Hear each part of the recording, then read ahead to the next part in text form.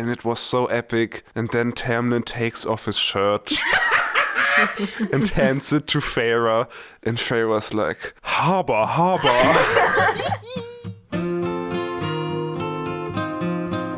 You're listening to Getting Fae'd. We, Meike, Lea, and Lukas are reading ACOTAR Thorns and Roses for the very first time. Today we're discussing chapters 15 and 16. Get Fae'd with us! Woo! So, those were some chapters. Yep. I have strong feelings. But before we get into that, I just want to start this episode on a positive note. And Lea, Meike and I have some exciting news. Okay. we do. We hatched a little duckling in Stardew Valley. Oh, we did, right! Oh my god, yes. And we named him Isaac Hale. Oh, he has a surname. That's Of so course. cute. No, they don't. His name is just Isaac Hale. Like, is Hale a second name, or is Yeah. it Isaac Hale together? Or No, hyphenated? it's a second That's Isaac cute. Hale. And for anyone who doesn't play Stardew Valley, or you, Lea, Yep, I do not play when Stardew you click Valley. on them, they tell you how they feel, like your animals, how they feel, and if they have been fed on the day already. And it always says, Isaac Hale is feeling happy today. It's beautiful.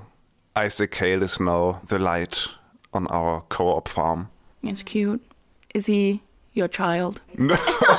Speaking of my child, well, I have big news again, I guess. Oh, wow. My wife... Exclusively on this podcast. Exclusively on this podcast. My wife and I, her name is Lea. How can that happen? Basic. Excuse me. Basic? I think everyone marries Lea. And also, You I just would have didn't married because Lea. I married her. Yes. Guys, Now I'm my stuck heart with- is open enough for I'm all stuck of with you. fucking Emily. Okay, you're stopping my moment. So my wife and I, Lea and I, we adopted a child. Aw. And we named it. God, I can't even say this. We named our baby a cute little thingy. We named him Yamlin.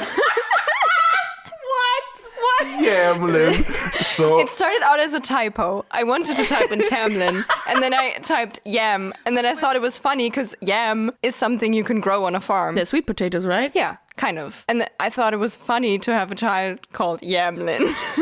It's actually really, And now really it funny. always says, little Yamlin is sleeping. And so whenever I cute. talk to Lea, she like says something about the child. She's like, have you spoken to Yamlin today? And I always crack up. and in 500 years it will say, Little Yamlin is a fucking creep. Probably.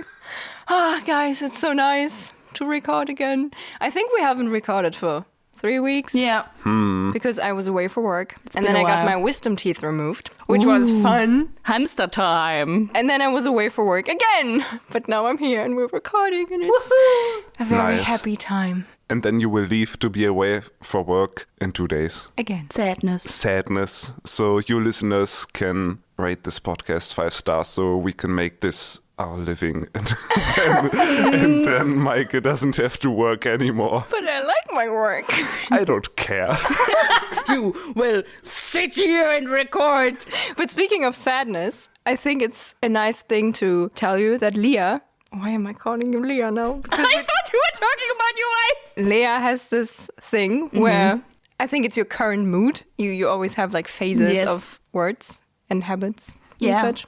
And currently you're on your I'm saying what I'm feeling Yes. trip. So when she's feeling sad, she says sadness. Yes. And I think that's just a sign that you are made for podcasts. We have to know what you're feeling. Well, yes. Happiness, excitedness, looking forwardness. Niceness. Readiness to startness now. Yes. So who wants to recap what happened last time? Lea, go ahead. Recapness. Let me think. Feyre went into the woods and captured the Suriel. Wow! And the Suriel spilled some beans about Hybern, and then the Naga attacked. And Lucian was cool, and Tamlin was a piece of shit. What's because new? they fought. So we learned from the Surya, I guess, the cause of the Blight, which is the king of Hybern, basically trying to attack because he's not happy with how the treaty worked out. And that there was a traitor. So that's where we left. The Naga attacked. Cool description of the Naga. Read description. I'm just reading exactly what's in my notes. So the Naga are described as if they were sprung from a nightmare, covered in dark scales and nothing more. That's so cool. They be naked. And they were a horrendous combination of serpentine features and male humanoid bodies whose powerful arms ended in polished black, flesh-shredding talons. Nice. Pretty cool. I like that Yeah, it's description cool. a lot. And it's also good that Elaine and Nesta aren't there because they are so shreddable. True. I just wondered, she says it's male humanoid bodies, and as you said, they are naked. So do they have a penis? Oh, why is scaled she penis. saying male humanoid? Maybe it's just referring to like the typical broad shoulders and the thin waist or something like that. The Dorito form. The Dorito form, yes. I think it could be both. I really like that description. And first I thought, don't they have eyes? Are there just scales over like skull holes? But then later we learned that they have eyes. But I thought it was actually kind of cool to combine them with like a male body, because it is a threatening thing to encounter a man in a wood, Yeah. as we have discussed on the internet far and wide. And I guess I would rather encounter a bear than these creatures too. Yeah, so Farah says in a monologue that that's what she expected from the bloody legends, and that she would have been glad to kill these kind of things in the first chapter, which is fair. Yeah, I think this creepiness is enhanced by the fact that even the Suriel is very afraid. And I think this happens a lot in this book, that the power or danger of a creature or character is described by other characters reacting to it. And I think that is quite a clever way to do it. Same with the bog. Yes. Or the bogger. When Lucian was afraid, we Yeah. knew that shit is about to hit the fan. And this her thing Lucia's afraid of. Yeah. It's also her first time being alone facing something. I mean, the Suriel is there, but it's not really an ally or something. Yeah. But let's talk about this her, because I noticed that the Naga speak of a dark mother, like thank the dark mother for this meal or something. Do you think that might be her? Maybe. Maybe. Yeah. The way they say it, it seems like some sort of goddess or matriarch or something. Maybe more like a goddess, because they thank it for delivering them this human gift. I thought they were thanking for the Suriel. Yeah, true. They were like, thanks for this gift And the then snack. and this meal, Yeah. which I thought the Farah gift is the meal. Suriel, and yes, Farah Yeah. is the meal. And they're also kind of sassy, because they say, even if it's not a big meal. Why is the Suriel a gift? I mean, it tells you whatever you want to hear, I guess. So And it what knows do you a lot. think the Dark Mother maybe has a use for this thing? Do you Like, think she has a question? maybe the Dark Mother is like from a different court? Because we talk a lot in this chapter and the last chapters how things are crossing the borders between courts. Maybe the Naga are trespassing, obviously. And we talked about in earlier episodes how like these different fairy creatures can be like weapons or weaponized. And if they get their hands on the Suriel, maybe a different court has an advantage or something. The Dark Mother also sounds kind of witchy to me. Yeah. It gives off a like magical user, wielder type. But like the one that uses herbs and dark spells and blood and something. Yeah. Sounds cool. It fits the vibe of the Naga. So yeah, they are very talkative monsters, which is good for the plot, because Farah doesn't die immediately. Yeah. There's a quote in the book that says, "The four Naga crept closer, as if savoring the slowness of the hunt." More the slowness of plot armor. Lucas always gets really mad at TV shows when like an animal or beast or I don't know, enemy attacks, and then they just slowly walk up to them, For or like no they raise their reason. sword and then they have a monologue for 5 minutes in which the main character finds a way to defeat them. And he's always like, you could have just stabby. It feels a bit lazy, like a bit lazy writing. But it also shows a weakness of like the enemies and the villains. I mean, Yeah, maybe but those Naga just take their time because they feel so powerful and are kind of like conceited in that way. I also agree with you that it can be a sign of lazy writing, but in this case, it didn't feel like a situation like that to me, because, you know, they're curious. They see that Farah as a human has captured the Suriel, and they probably haven't seen a human there in 500 years or whatever. And they think, well, this human can't do anything, so we will have our fun. So I feel like it's justified. And They're not probably just plot armor. amused. Yeah. So it feels like a natural way to react, maybe. I I guess. Giving Sarah J. Maas the benefit of the doubt. Yeah, let's go with that. So the Suriel begs for Feyre to free them, and in the end she does. So she has like 3 heartbeats to execute her plan, and she shoots the snare in which the Suriel is trapped, and then I think she shoots another arrow in the neck of one Naga, and then tries to flee. So the Suriel is set free and Flees immediately. It just takes off. good for Feyre. It's an act of kindness, and I hope that this might come back around to her. That we get like a full circle moment where she maybe re-encounters the Suriel or another type of creature that is in cahoots with the Suriel, and then they let her live or spare her because they know that she showed kindness where she didn't have to show kindness. The Suriel owes some life debt basically now. Yeah. But I really, really liked how Feyre fought, and I think she kind of resolved the situation very effectively because she immediately screams for help, which is smart. I feel like a lot of characters don't do that. And she doesn't even look to check if her arrow hit true, and she just flees immediately, which is also very smart. And it's also bloody. I feel like for the first time we have some gore, some guts spilling out. And it was really cool. It was cool. And I mean, one of the reviews at the beginning of the book was passionate, violent, sexy, and daring.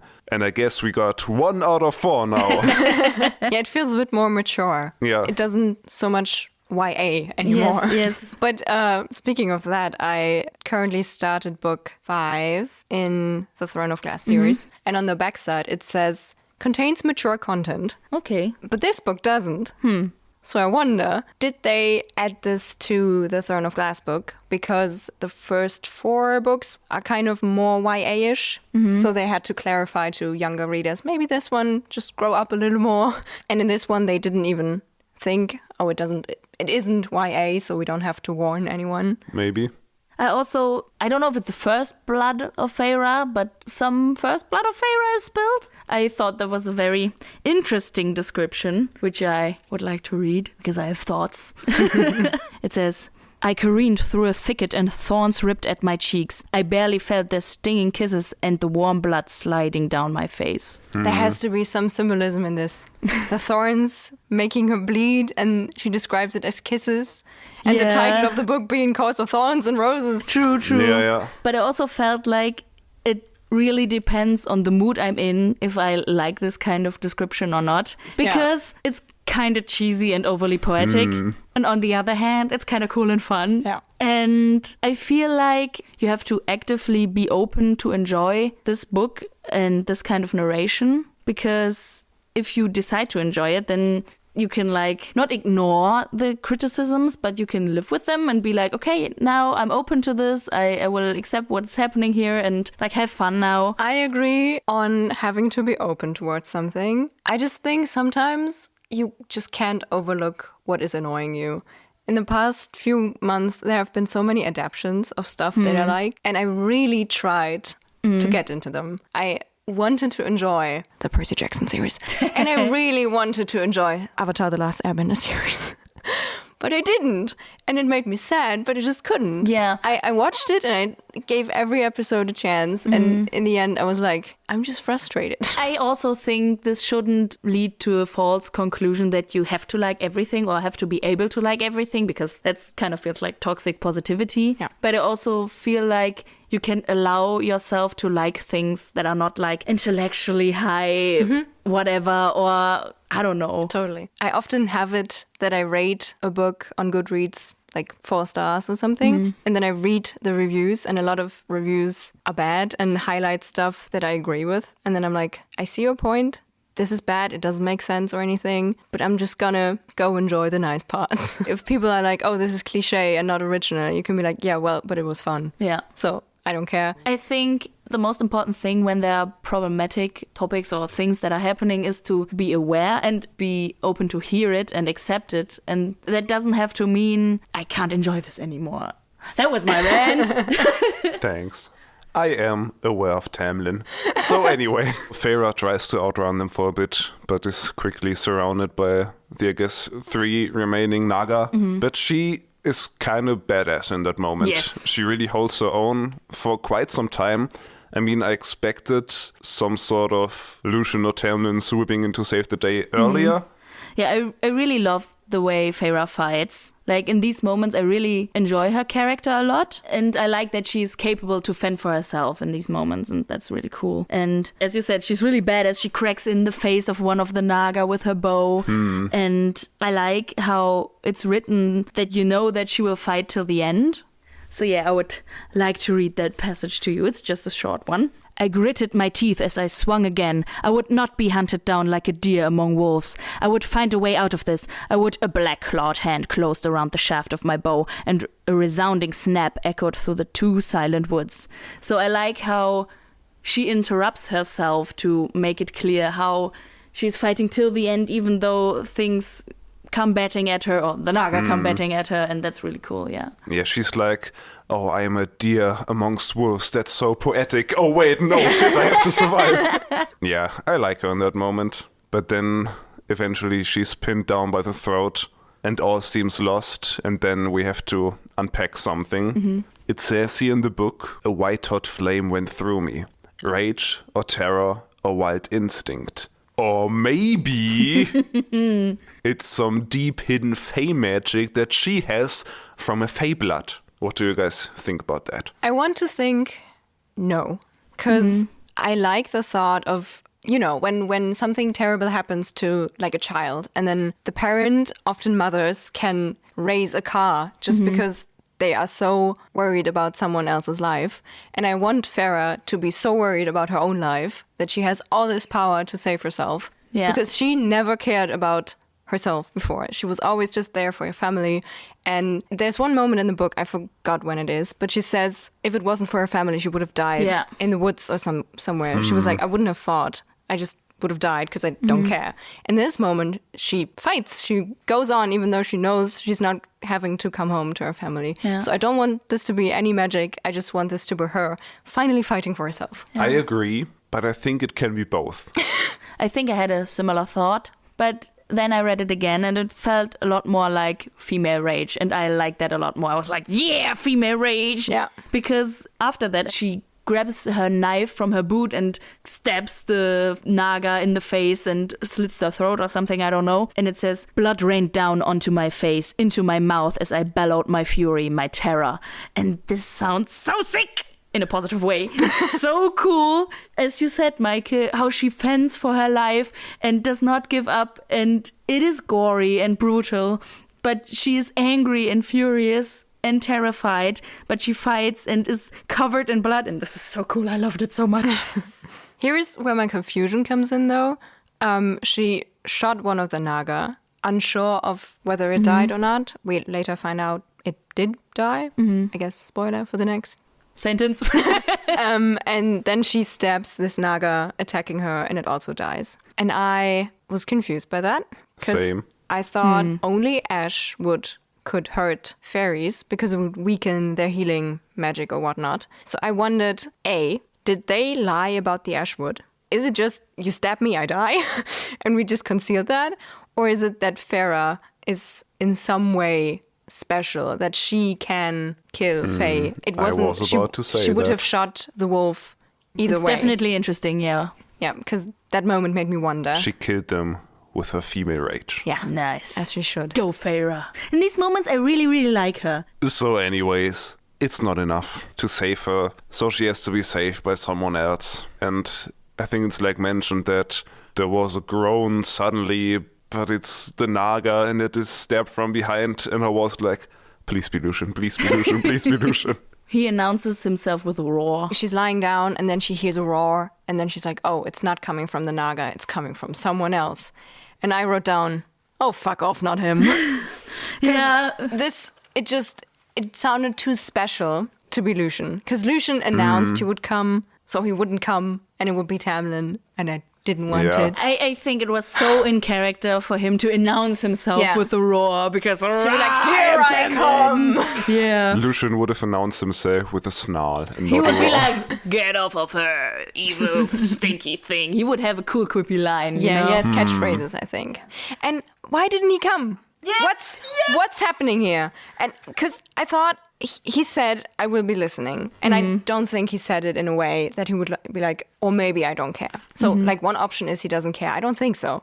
So It's strange. it's either something keeping him or he didn't want her to come back. Because I feel like he knows what the Suriel is. So he probably knew that she would ask the Suriel a lot of questions and that she would get answers probably. So I thought maybe Lucian doesn't want Farah to come back with that knowledge she has. I do not think he set her up for failure, as she feared. And I think how these chapters resolve doesn't seem like he set her up for failure as well. I was thinking the same thing. Why doesn't he show up? Shouldn't he? He doesn't know that Tamlin will come and save her.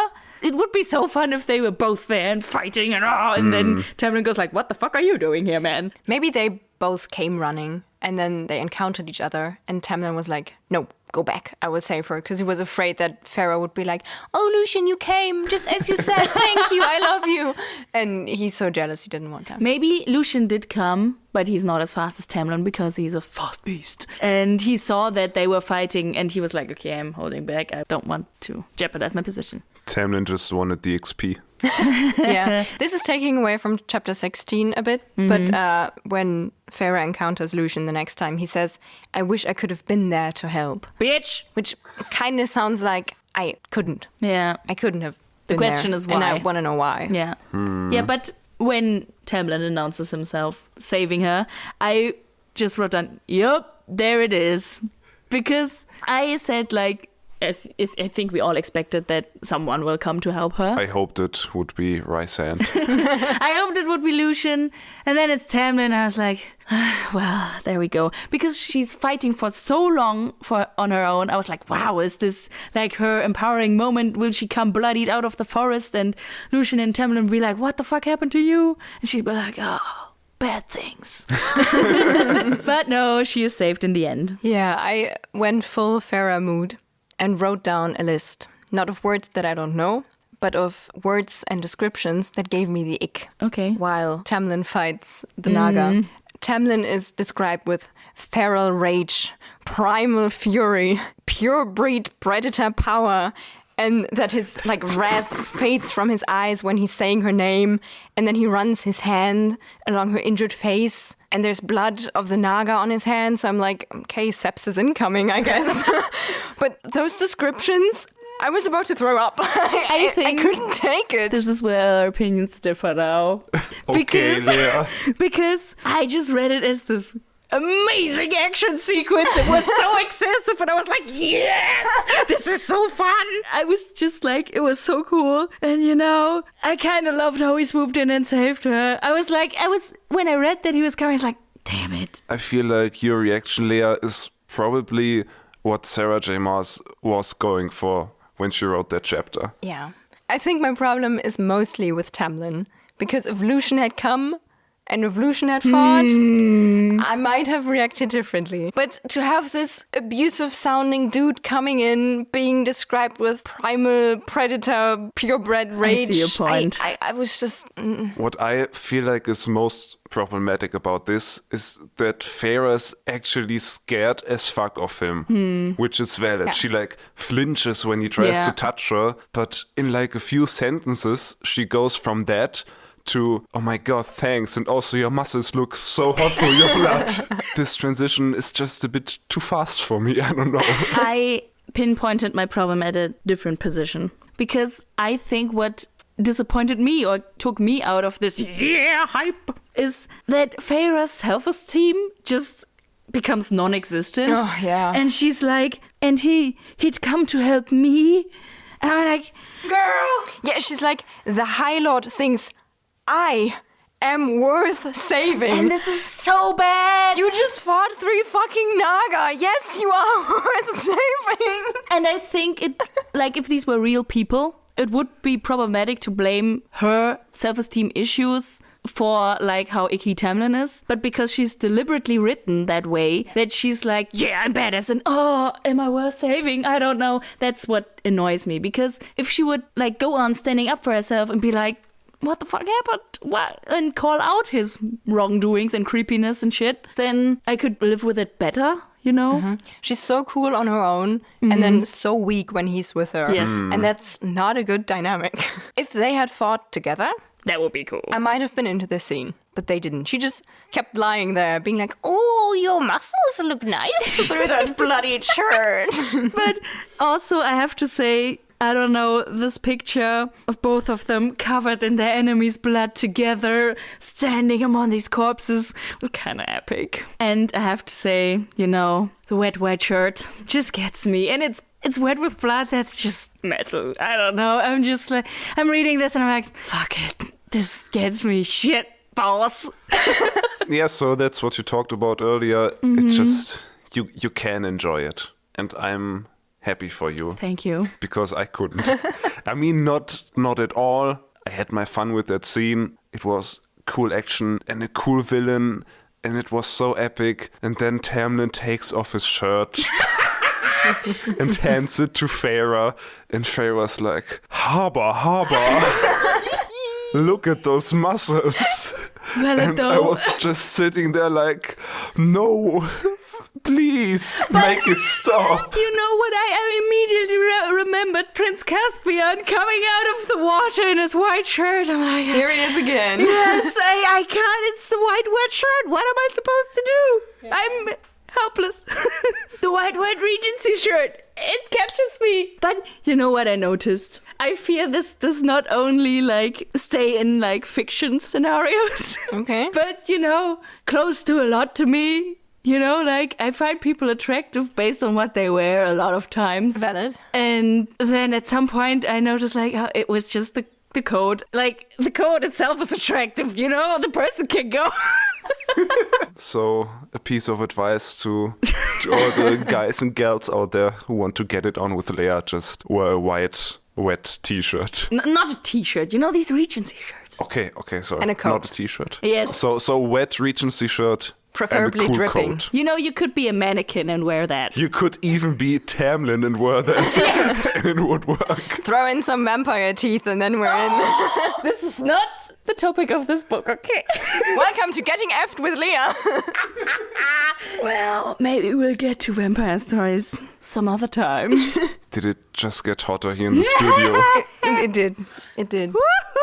When you said they stand there both covered in blood and shaking off the fight, what made me kind of angry is how Feyre immediately, like, she talks about herself as a monster because she looks bloody like him. I know in a way it just means she thinks like Fae are monster and now she behaved like them and so she's a monster now. But she just sat down a minute ago and ogled at this man covered in blood and was like, yeah, he's saving me and he's looking so hot doing it. And then she's like, oh, I fought. So I'm a monster, but he's hot because he does it. And that is such a common trope. And it makes me so angry because men fighting are hot and then women fighting are monsters because they are not supposed to be such enraged beings. So I agree with you, Meike. And as of now, I still have like the hope in me that this is the point of the book, maybe, of her character arc, that she will get to see that, you know, she's not a monster and that she's badass and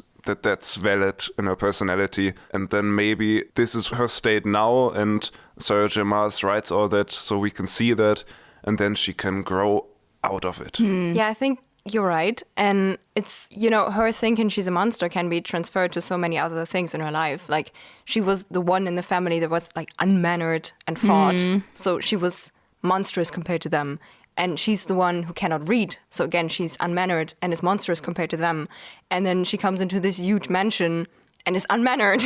And compared to the High Fae, who have been known to slaughter whole generations of people, I guess, she's the monster. I think she just has such a low self-esteem that she thinks of herself as a monster in so many aspects. Do you think sometimes she feels like everyone around her is a sexy baby and she's the monster on the hill? No.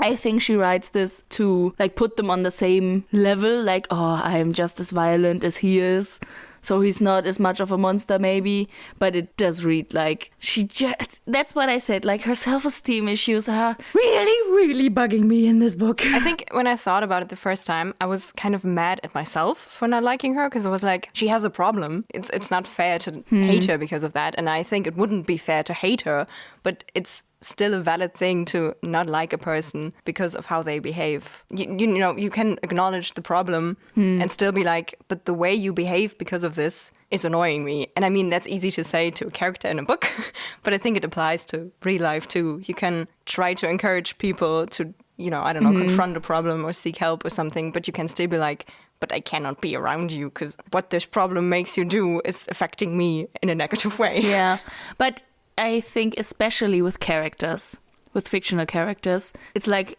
when they annoy you, your annoyance is real. So that's much more important and more valid than when they like kill people or are like rude to another fictional character, because that is not real harm. Yeah. So your feeling of annoyance has much more value than like some fictional harm another character Damn. experiences. That's true. Lea is spitting some wisdoms here. Yeah, I read it on Instagram. Credit to whoever wrote that down. It's one of the... Yeah. We spoke about not getting scared by reading. And you're right, annoyance and maybe happiness are the And only... horniness. And excitedness. Yeah, horniness. Yeah, are the only kind of things you can actually feel in yourself. We're all just Lea now, saying what we feel. Annoyance. Horniness. I think we should slowly move on to the next chapter. Yeah. Where basically chapter 15 ends with them going back to the mansion. And Tamlin does not seem triumphant, but ashamed of what he did. Boo-hoo, bitch. He killed in front of the lady. Scandalous. So in chapter 16, Feyre becomes Cat Feyre. What? You looked so happy saying that. Get Feyre. So I don't know, it was just a funny description. She like takes a bath and then it's yes. like her hair is combed by Alice. And then she says, Alice brushed my hair, nearly purring at the feel of her thin fingers along my scalp. And then Same. I thought, Relatable. Cat Feyre. We are like, relatable, yeah. And Lukas goes, Cat Feyre. I mean, also relatable. Okay. Oh my god, do you know these things that look like a whisk that go over your head? Oh, damn, that's... Or Tamlin. Did you just say or Tamlin? No, I said, oh, damn. It sounded like like or Tamlin. So- He is inside you. I wondered, is a cat her animal? Will we get to a point in the book where Tamlin turns her into a cat and then they go on cute cat adventures? I don't want that. Maybe she can go on a cute cat adventure alone. Just imagine she goes to Tamlin like, you know what? I want to stroll through the woods, but not as me. Can you turn me into a cat? And he's like, yes. Bling, bling. And then she's a cat and she goes like, meow, meow, meow, meow, meow. Meow, meow, meow. Chapter 24 will just be meow. Meow, meow, meow, meow, meow, meow, meow, meow, meow. But do you know these videos on the internet where you strap like a camera to your cat? I love those. And I want the book to just be that. Doom, doom, doom. I saw a cat. I run after the cat. Oh, there's a tree. I sharpen my claws on them. Ooh, I It's steal just my home. Tamlin's life. Sharp, sharp, sharp, sharp, sharp. And Lucian's just sweating at home. We have to do court business, my man. No. Meow, meow, meow. Tamlin, we're out of cat food. You have to eat the normal stuff. No. So anyway, I got hung up on another part of that scene because Alice makes her hot chocolate. Yeah. And that is the best thing ever. Alice is the best. In Brithian, chocolate is medicine as well. That's good to know. so Feyre starts asking some questions, a lot of questions actually, to Alice. And Alice is kind of pissed for the first time and says all of that is none of her business. I like how Feyre then stands up for herself and says like, yes, it is my business because it affects mortals. And I feel like she does not stand up for herself a lot, but it comes more and more. So I'm hopeful that there is character development where she is at some point self-confident. What stood out to me is that Alice says Farah shouldn't talk about war because it is bad luck. And I wondered how far like Brithian superstition goes. If there's like actually a goddess or like this her is kind of always listening, and if you say something bad too loudly, it could happen, not because bad luck, but because someone bad wants to make it happen. If it is true that names have power, we haven't encountered this in this book yet, but I feel that's a lot of the time the case with like fairy stories. Then also maybe like just saying certain facts out loud are believed to have a certain power. Yeah. At least Alice seems to think that's true. What Alice also thinks is that Feyre is a fucking idiot. True. Like first she fell for the puka and then she just went out to capture Suriel. But also she's like, yo, you should have just come to me and not talk to Lucian. Apparently there's a much easier way to capture the Suriel than with dead chicken. I have to admit, I like Alice, Yes. but I'm also kind of suspicious about her. Because she apparently told Tamlin about this little trap thingy she built. And I still cannot be certain how much Alice would tell Tamlin. So whenever Feyre tells Alice a lot about the stuff she did, I mean, she mentions that someone told her about like the King of Highburn and stuff like that. I'm kind of getting, scared that she's just gonna tell everything to Tamlin, and she's telling Tamlin out of obligation or out of, I don't know, maybe he's threatening her with something. I don't know how far the loyalty goes, but I'm not so sure of Alice yet. I see your point and I kind of share your concern. But if she is acting on like Tamlin's orders, it's interesting that it was Alice who told Feyre, yo, you can talk. Yo! You should talk to Lucian, who needs a little bit of slap back and like become friendly with him. That's true. And Tamlin is so jealous of Lucian. That is Alice playing her own game? Does she just not like Tamlin? Or is she just there for her? I want her to be there for her, but Yeah, I same. see your concern. So Feyre, after all that, says that Alice would have been just as reckless as Feyre if she had a family. And then we learn something new about Alice, because she does have a family. Very presumptuous of Feyre to think that she does not have. Yeah. And also the first thing that Feyre does is she like scans Alice's hands for a ring and doesn't see one, which is strange because like Feyre is not married and she still has a family. Yes, true. Also, she doesn't really know if Prithian does the whole ring thing when getting married. True. Right. Then we have to unpack something entirely else. Because when Alice starts talking about her family, she mentions her sister and her mate. First drop of meat. So, Meike, you talked about, you warned us in episode 0 that this is a thing happening in Sarah J. Maas's books, that everyone has a mate. And apparently it also is a thing in this book. Yeah, it read incredibly weird. But I was in a kind of forgiving mood. So I was like, maybe I should just reinterpret this as like a gender-neutral term for like, not for a partner, as partner, you know? I'm not even sure what bugs me about the concept mate. It just does not sound like love. To me, it sounds like science, basically. Yeah, it's this your one true love thing. This is a trope that is obviously used in a lot of many love stories. But I think we have come to a point where we can question this ideal. Because, if there's just one person who is your mate, then all love you feel for other people is invalid. And it implies that this mate can't do anything wrong because you're fated for each other. Yeah, I think it's this whole, like, a match made for you thing about it that bugs me. Because it kind of is like arranged marriage. It differs in the aspect that apparently when you meet, like, your true mate, you fall in love immediately or over a time span. It depends. But it's always, you meet them, you're fated for each other, and then you love each other. And in a way, that is what arranged marriage tries to create. Like, you put two people together and like, well, we're gonna just stick you together and you're gonna fall in love eventually. But I don't think that's how it works. And it annoys me that it's like, oh, you just have to wait for this one person and they're gonna come around, and if they don't, you're never gonna love the way you're supposed to love. I can kind of get behind the word that we have in our world, like soulmate. That sounds a bit more friendly. And in Australia, or I don't know, mate is more like a pal.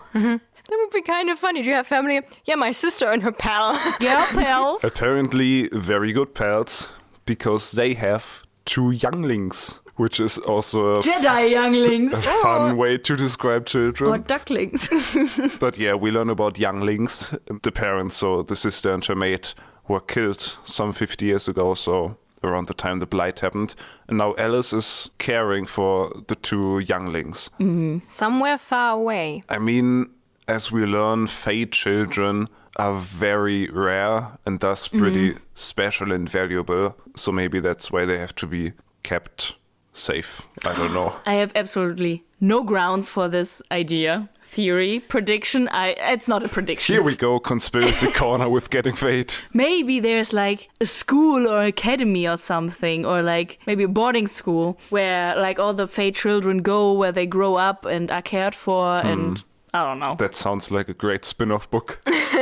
The whole children are special and precious and stuff thing is where Sarah J. Maas is again consistent in her Fae universe thing. Because in her other books, Fae also rarely conceive a child. And when they do, it's like super special. I feel like that is a very good move, evolution-wise, for an immortal species. Yeah. Yeah. Because Yes. if everyone lives forever or like 1,000 years, it's not good to have as many children as mortals do, because then the world would just explode. Yes. So what I wanted to add with Feyre not thinking about asking Alice for help and immediately turning towards Lucian as a solution. Solution.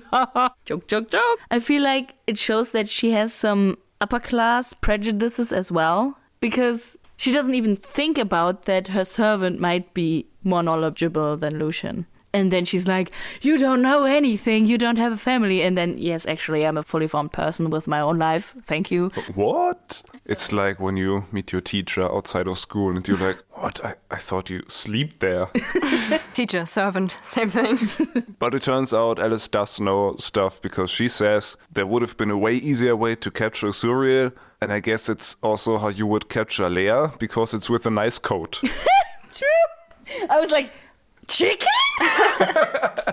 And yeah, that's what I meant earlier, which is an interesting bit of information, because like, is that true? Is Alice just making fun of her? Or do you think Lucian knew that? And if so, if he knew that and chose not to tell Feyre... I don't think Lucian knew it. I think Lucian told her what he knows, gave her his I life also so she think can so. defend herself. And Alice just knows more about the world than Lucian, because Lucian is a little bitch. I like the thought of Alice knowing more, because she's a person probably having to do things around the mansion herself. I also don't think she's described that way, like looking like that, but she feels like this old aunt character who like just knows shit about the world and has lived long enough to know stuff. Yeah, she feels like this granny character. Yeah. But in this Fae world, her being so old would be weird, because that would make her like ancient. Yeah. I think if she would look old, it would make her 1,000 years old or something.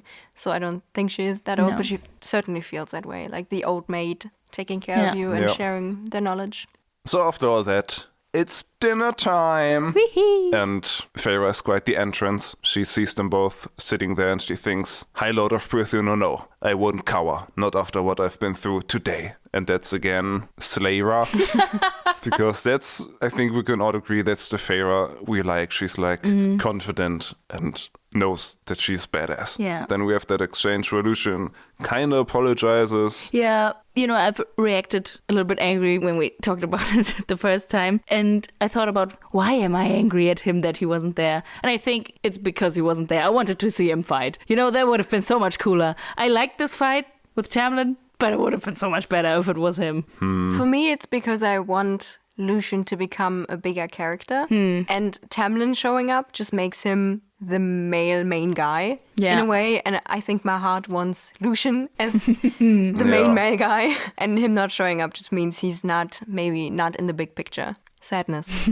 So Lucian also pays Feyre a compliment, and Feyre is like, I thought Faye couldn't lie. And then Tamlin chokes on his wine, Lucian laughs, and they're like, that's bullshit, we can. That was so funny. We knew it. And I'm also so glad that this is just addressed now, instead of being a dumbass plot point later on. Yeah, I'm glad it's finally addressed.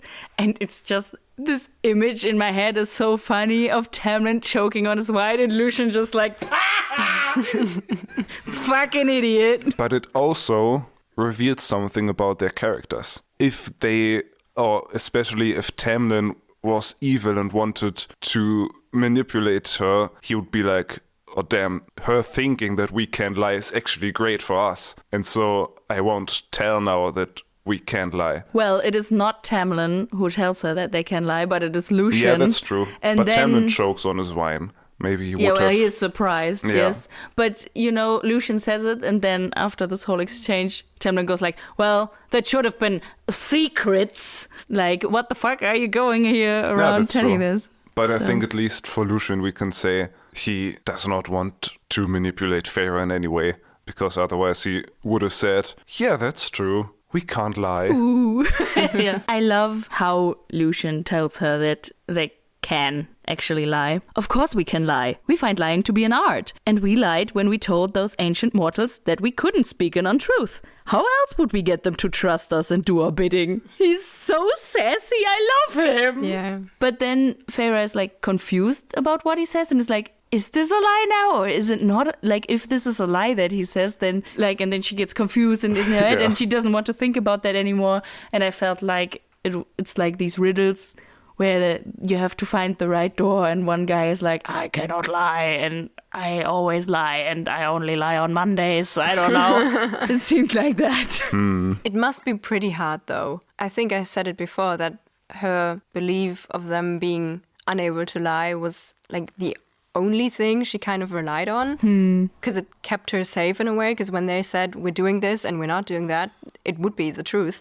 And now they just blatantly tell her, well, no, we could have fucked with you all the time. Yeah. Like, Lucian snaps and suddenly she cannot be sure that her family is safe in a way. She doesn't think about this in this chapter, but they could have just been fucking with her the whole time and lied. Yeah, I think, for the fact that because of these promises and this not lying thing that has basically become the mortal's religion, and for this whole worldview to like be shattered, she reacts quite calmly. Yeah.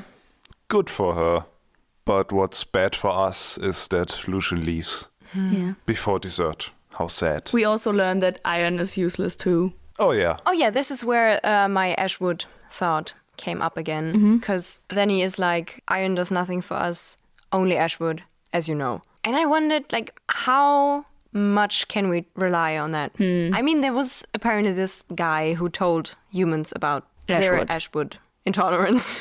I don't know if I can put it into words, but I'm just so uncertain about the Ashwood thing now. And I can't even pinpoint why, but maybe it's because she killed those Naga that I'm so confused I see about what your point is. what is deadly and what is not. And if iron has no effect and probably silver doesn't either, like it doesn't attract them, and they can lie, why would this one thing True. be true? But I have to say, like, there are two possible scenarios. One scenario is Tamlin is the villain and he lies. Or he is the love interest, which is also very possible. And then I think he actually does not lie. And I feel like that's also kind of tropey, where these people go like, I do not lie to you. I never lie to you. Not to you, you special, But there are villains who say that too. And those are always the most juiciest villains, I think in fantasy, trust is maybe the most important thing. I feel like most relationships in stories, it doesn't have to be a romantic story, but like relationships between people depend on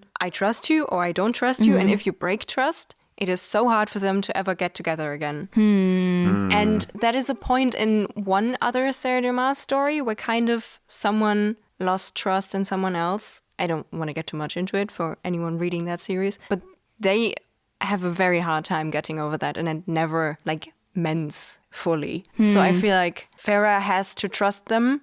And if she doesn't, it's not going to work. That's true. Yeah. Also, she starts pining over Tamlin a bit, which is weird, I have to say. I was like, this is... Because she says, like, Tamlin was exactly as those fanatic, calf-eyed children of the blessed had depicted the bounties and comforts of Prythian. I was just like, pfft, like, come on, this is too much, She is too enamored for me here. Maybe that is why I like her relationship with Lucian more, because there's spunk in it. If she's just admiring him and not like, I don't know, this is just like, I don't like it. I totally Yeah. know what you mean. There's this one sentence where she's like, when Lucian leaves, she goes, I was left alone with the most dangerous being I'd ever encountered. And why does she sound so horny about it? Because she's so right. She's alone in this room with this being that can apparently kill stuff that cannot be killed. And she's like, It just sounds so Power. horny in a way. Maybe it's just what I'm reading into it, but this whole chapter feels like she's so impressed and so, I don't know, admiring of him. It's so weird. But I don't know if it's just horniness there, because the next sentence is, the walls of the room closed in on me. That kind of feels like, oh damn, he's dangerous. And then I thought, so she surely won't develop an unhealthy crush on him, right? Yeah, Right? she's still afraid of him, that's true. She That's just- problematic. Yeah. She goes from afraid to horny so quickly all the time. What I think is the most problematic, she doesn't go from scared to horny. She is scared while being horny. And that is so weird. At this point, it almost feels like whenever he's angry or enraged and he fights, that's what she likes. Like, the way that he scares her is also the way that he, like, gets her on. You know, I feel like that has to do with his beast form, and we had indications for that earlier, but especially here, we learn that his transformation is very much connected to his emotions.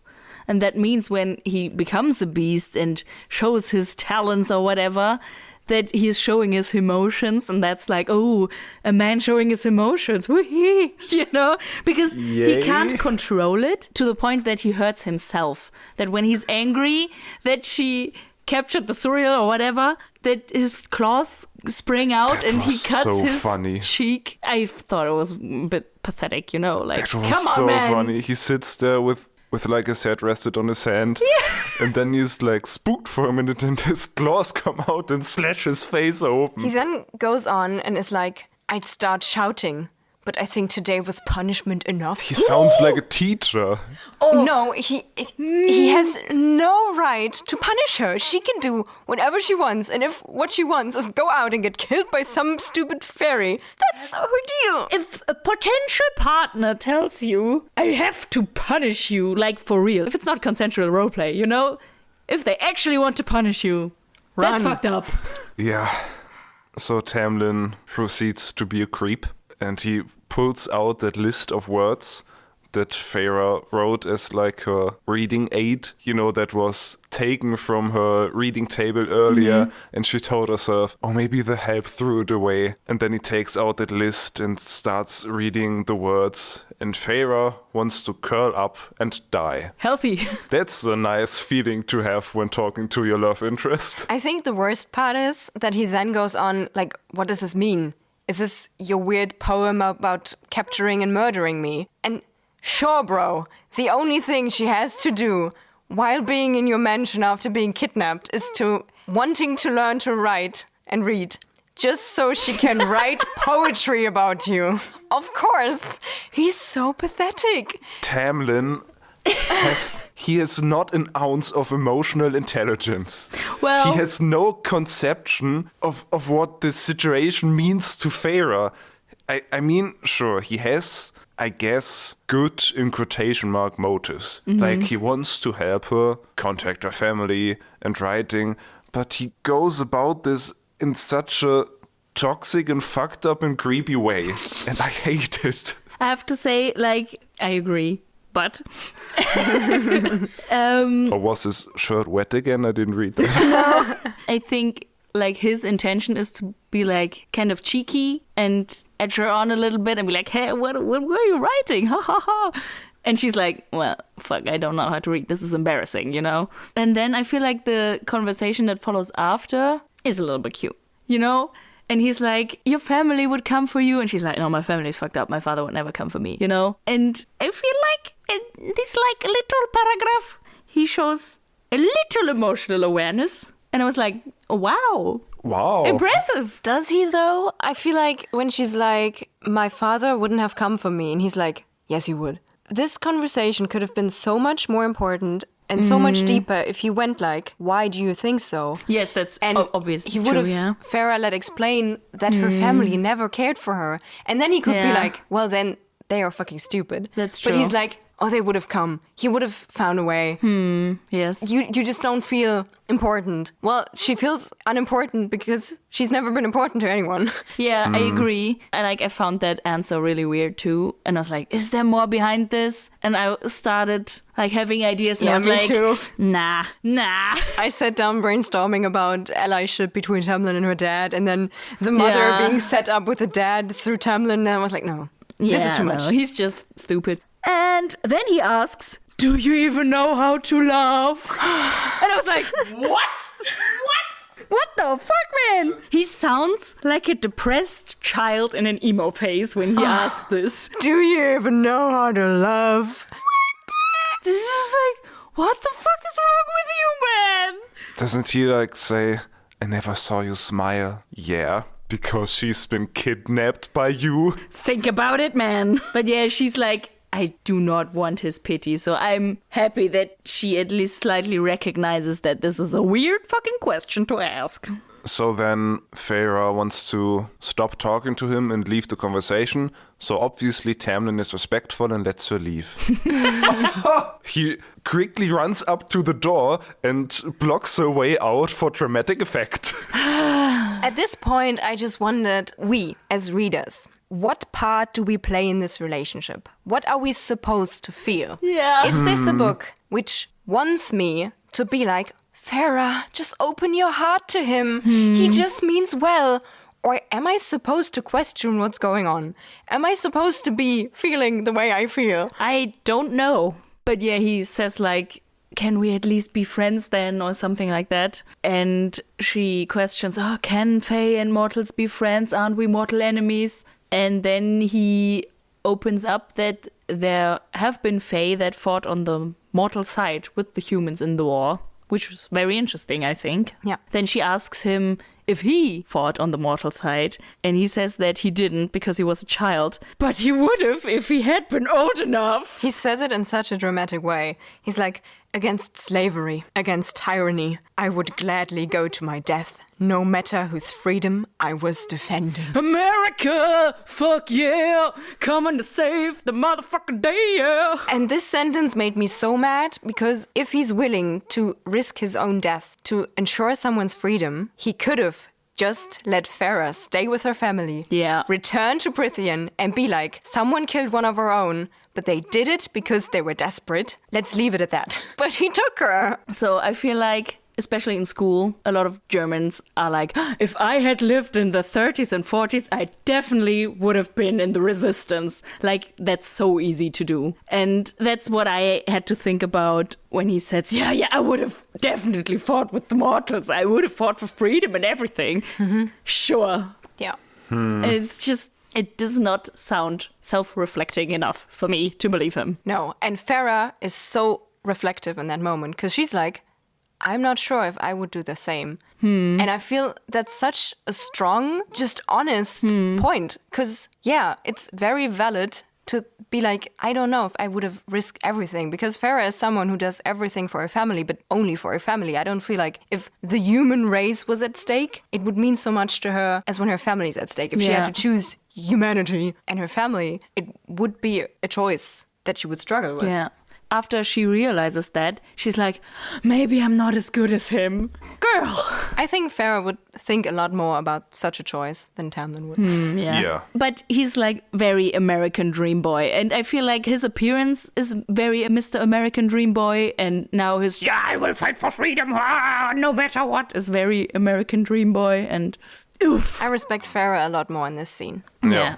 And we also learn that Tamlin is apparently 500 years old. Oh, true, yeah. Which is an age gap between him and Feyre. But that's what we have to deal with in these kind of books, I guess. Yeah. Anyway, we have to unpack something entirely else. Because Tamlin altered the memories of her family. Oof. Big fucking oof. At this point, I'm not even gonna fuss about it. He sucks, of course he does. He made them forget what happened that night and made it okay, Feyre went off to a wealthy aunt and works there, and then she sends them the money or something. And they, I guess, also have a vague memory or instinct about the blight. Like, they will have the instinct to flee or know that there's danger, so that's, I guess, good. But, dude, no! You can't just go ahead and alter the memories of some people just because you think it's right. I think it's so evil, even if he didn't mean anything bad, and I think he didn't. But to take away the right of someone to mourn someone is, I think, such a cruel act. He took away the opportunity for Farah to feel remembered, and he took away her family's right to feel sad about someone's loss and, the chance to reflect that they maybe didn't even deserve Farah. Yeah, I think this memory loss or choosing to lose memories is explored in fantasy quite a few times. Usually it always has a bad effect. That the personality changes and they become cruel and heartless because they don't remember the people that they love.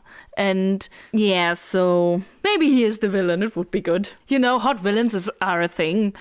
But yeah, I'm glad that at least she reflects upon it and recognizes that it is a violation.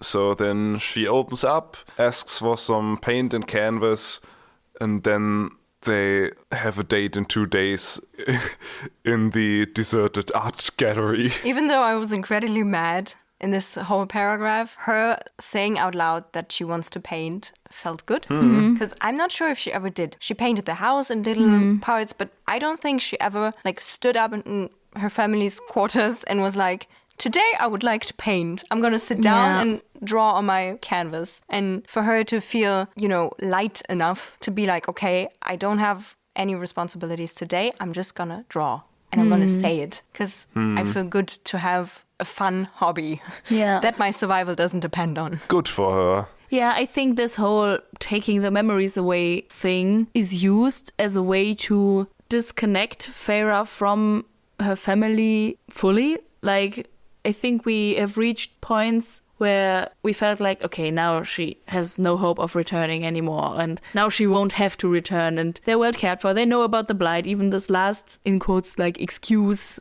for her to contact them again is gone. So finally she is free to admit her love for art. I feel like that's how the book presents it to us. And I liked how she immediately got kind of giddy and was like, I would love to see that. Ooh, a gallery. Oh, that was kind of cute. And I have to say how they set up their date. It was kind of cute. I guess. And he said, please. I guess he's good now. Wow. Growth. I think it's even mentioned at one point that he keeps a respectable distance from her. Wow. Yay. Yeah, I think I have to admit it to myself. I think he's going to be the love interest. And I don't like it, but it's like we said. We talk about that he's problematic, and now we can set that aside and still enjoy these little moments because it's a story. Yeah. And maybe we can still find some cuteness in there. Maybe it's easier to enjoy in the next chapters because now we kind of have all of the baggage out of the way. She's not hung up on her family anymore. They don't kind of have this barrier of the kidnapping and the whatnot. Maybe now they can just have a normal conversation, but maybe that can read cute and entertaining, and I can leave my rage behind. Do you guys hear that? I think it's sizzling. I feel like I haven't become a Tamlin apologist, but I feel like I do let myself be open to enjoy the story that is about to be told. It's inevitable. We have fully lost her because she left the room smiling. Yeah, she's done for. And that's not the only thing she did. She disrespected my boy. She disrespected our duckling. So, when leaving the room, she thinks that she hasn't felt that feeling with Isaac. I almost threw my book away. I wrote in all caps, how dare you, into my book. I think I wrote it down too. I have to check now. Yes!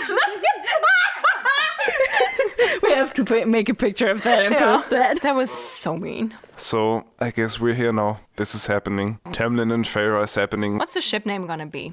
Tamlin. Famlin sounds bad. Farrellin. Tamra sounds bad. Maybe it's with Sirius and Lupin, it's like Wolfstar. It's with some attributes they have. Oh, you think it's Elk-Kitty? That's gonna be a ship name now. Elk-Kitty is happening. Very well. So I had a lot of feelings while reading this, and I see a silver lining with the Elk-Kitty romance happening now. Because this is her first love interest in a long book series. Yes. He's And not gonna that stay. means he's not gonna stay for long. I really hope, because I just think it would be a good story to tell if she falls in love with him and then finds out that he's a villain, that he's bad and that he wants to use her for something, I don't know, whatever. Or maybe he dies. Could also happen. Silver linings.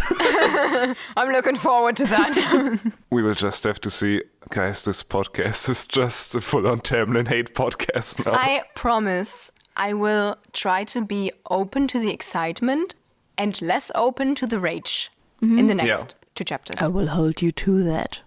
Oh man, what a ride. What a ride. This episode was excitement, rage, Horniness. a lot of horniness, a bit of sadness, Yes. but it would be a lot of happiness if you would rate and review this podcast on your podcasting app, because that helps a lot. Yes. I mean, if I were to review this podcast, I would give it a 5-star rating because I like it, and you can do whatever you want.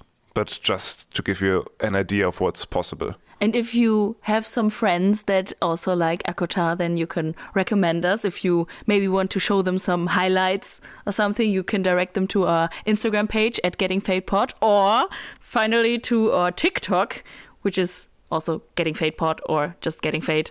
I think you can find us both ways. You just have to put the apostrophe between Fae and D, because otherwise it would just autocorrect to Getting Faded. And we don't want that. No. Well, I guess we will see you next time when we're Getting Fae'd!